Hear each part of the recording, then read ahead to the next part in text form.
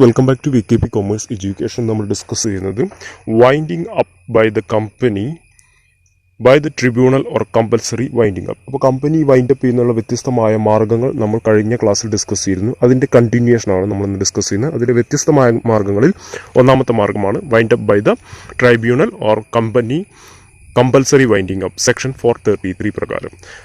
2002 amendment, second അമെൻമെൻറ്റിന് മുമ്പ് വരെ compulsory winding up എന്ന് അറിയപ്പെടുന്നിരുന്ന ഈ ടൈപ്പ് ഓഫ് വൈൻഡിങ് അപ്പ് 2002 അമെൻമെൻറ്റിന് ശേഷം ഇത് court was substituted by tribunal എന്നാക്കി മാറ്റി. അതായത് കമ്പൽസറി വൈൻഡിങ് അപ്പിന് പകരം ഇനി മുതൽ ഇതറിയപ്പെടുന്നത് വൈൻഡിങ് അപ്പ് ബൈ ട്രൈബ്യൂണൽ, അതായത് നാഷണൽ കമ്പനി ലോ ട്രൈബ്യൂണൽ മുഖാന്തരമാണ് വൈൻഡിങ് അപ്പ് നടത്തുന്നത്. വൈൻഡിങ് അപ്പ് കമ്പനിയെ സംബന്ധിച്ചിടത്തോളം വൈൻഡിങ് അപ്പ് അത് അതിൻ്റെ ട്രിബ്യൂണൽ മുഖാന്തരം ആണ് എങ്കിൽ അതിനെ കമ്പൽസറി വൈൻഡിങ് അപ്പ് എന്ന് വിളിക്കാവുന്നതാണ്.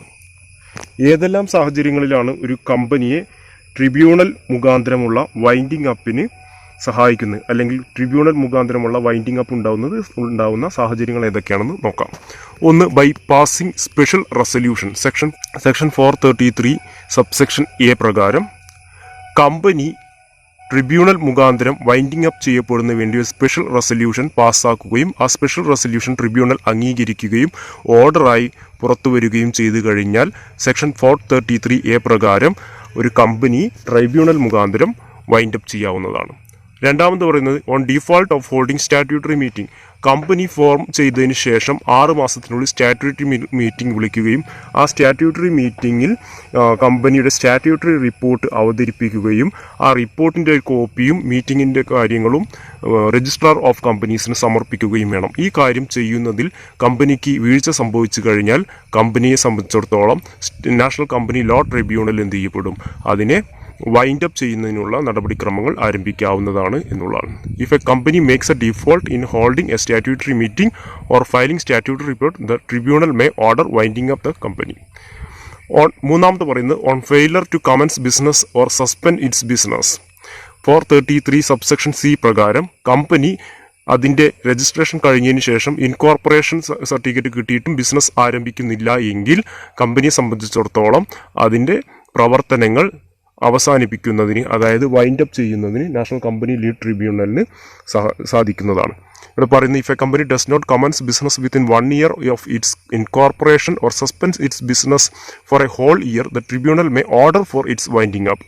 കമ്പനിയുടെ എല്ലാ ലീഗൽ ഫോർമാലിറ്റീസും കഴിഞ്ഞതിന് ശേഷവും കമ്പനി സർട്ടിഫിക്കറ്റ് ഓഫ് കമൻസ്മെൻറ്റ് കിട്ടിയിട്ടും അതിൻ്റെ ബിസിനസ് ആരംഭിക്കുകയോ അല്ലെങ്കിൽ സസ്പെൻഡ് ചെയ്യുകയോ 1 വർഷത്തിനുള്ളിൽ ബിസിനസ് ആരംഭിച്ചിട്ടില്ല എങ്കിൽ കമ്പനിയെ വൈൻഡ് അപ്പ് ചെയ്യാവുന്നതാണ്.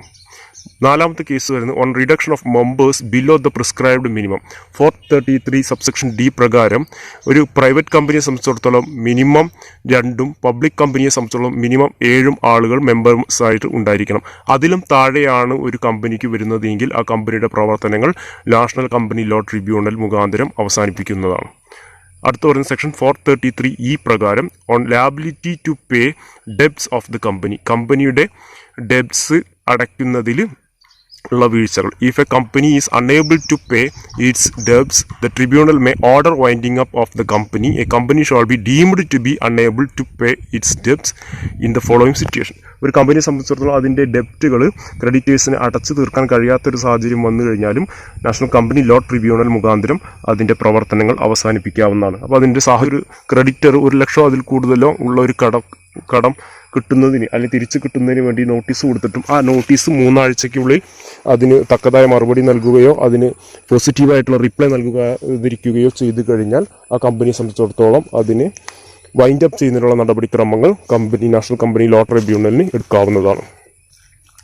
മറ്റൊന്ന് പറയുന്നത് ഇറ്റത് സിവിൽ നിയമപ്രകാരം ഏതെങ്കിലും തരത്തിലുള്ള ഓർഡർ നിയമപ്രകാരം നേടിയെടുക്കുകയും കമ്പനിയിൽ നിന്ന് തിരിച്ചു കിട്ടേണ്ട കടം തിരിച്ചു കിട്ടുന്നില്ല എന്നുള്ള ഒരു അവസ്ഥയിൽ ഏതെങ്കിലും തരത്തിൽ കമ്പനിയിൽ നിന്ന് ആ എമൗണ്ട് തിരിച്ചു കിട്ടണം എന്ന് അവകാശപ്പെടുകയും പക്ഷേ അത് കിട്ടാതിരിക്കുകയും ചെയ്യുകയാണെങ്കിൽ ആ സാഹചര്യത്തിലും എന്ത് ചെയ്യാം, company national company law tribunal മുഖാന്തരം വൈൻഡ് അപ്പ് ചെയ്യാവുന്നതാണ്.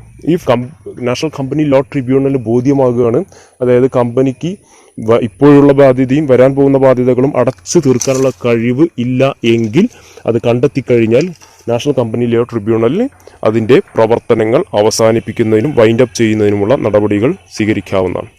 അപ്പോൾ ഇതാണ് സെക്ഷൻ 433 പ്രകാരം ഒരു കമ്പനി വൈൻഡ് അപ്പ് ചെയ്യുന്നതിനുള്ള വ്യത്യസ്തമായ സാഹചര്യങ്ങൾ എന്ന് പറയുന്നത്.